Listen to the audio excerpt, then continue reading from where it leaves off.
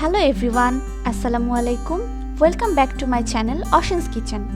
আজ আমি আপনাদের তৈরি করে দেখাবো রেস্টুরেন্ট স্টাইলে থাই স্যুপ। চলুন দেখে আসি থাই স্যুপের রান্না প্রণালী।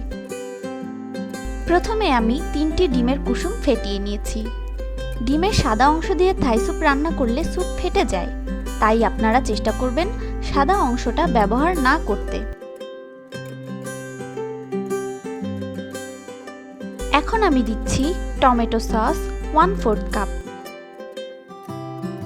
লেবুর রস 1 টেবিল চামচ, সয়া সস 1 টেবিল চামচ, চিনি 1 টেবিল চামচ,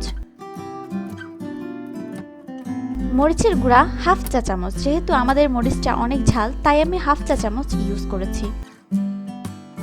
টেস্টিং সল্ট 1/2 চা চামচ। এখন দিয়ে দিচ্ছি কর্নফ্লাওয়ার 3 টেবিল চামচ। এরপর মিশ্রণটি ভালোভাবে মিশাতে হবে যাতে কর্নফ্লাওয়ার পুরোপুরি মিশে যায়।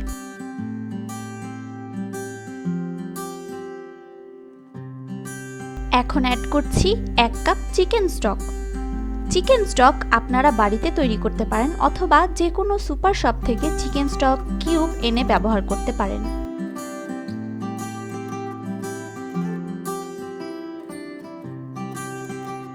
এ পর্যায়ে একটি পাত্রে 2 টেবিল চামচ তেল দিয়ে দিচ্ছি 1/2 চা চামচ আদা পেস্ট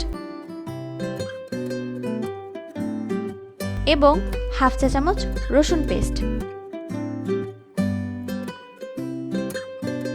এখন নেড়েচেড়ে দিয়ে দিতে হবে চিকেন ও প্রন। যেহেতু আমি চিকেনটা সেদ্ধ করে নিয়েছি, তাই আমি একটু পরে চিকেনটা দিচ্ছি।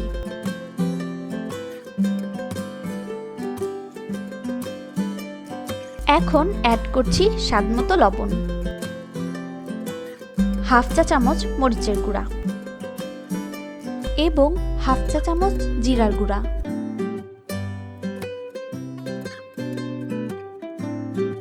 এখন চিকেনটা ঢেলে দিলাম এবং দিয়ে দিচ্ছি 1 চিমটি গোলমরিচের গুঁড়া।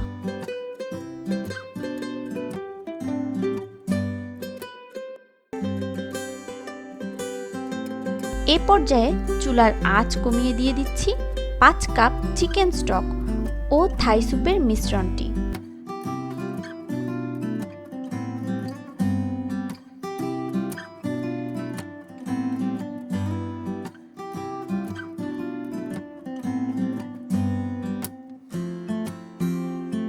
এখন অ্যাড করে দিচ্ছি সামান্য পরিমাণ ফুড কালার। এটা অপশনাল, আপনারা চাইলে নাও দিতে পারেন।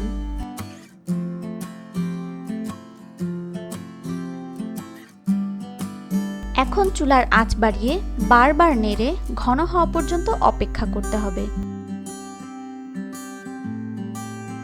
যেহেতু আমার কাছে লেমন গ্রাস নেই, সেহেতু আমি দিচ্ছি 3টা লেবুর পাতা। পাতাগুলো আমি আস্ত দিব, কারণ ছিঁড়ে দিলে স্যুপ তেতো হয়ে যাবে।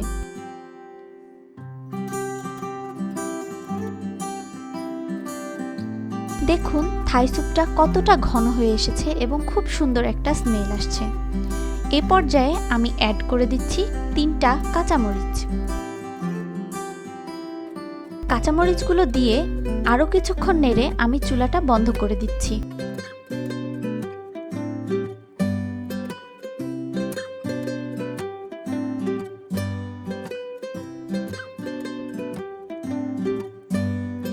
দেখলেন তো, ঘরে থাকা উপকরণ দিয়ে খুব সহজেই তৈরি করে ফেললাম রেস্টুরেন্ট স্টাইলে থাই স্যুপ।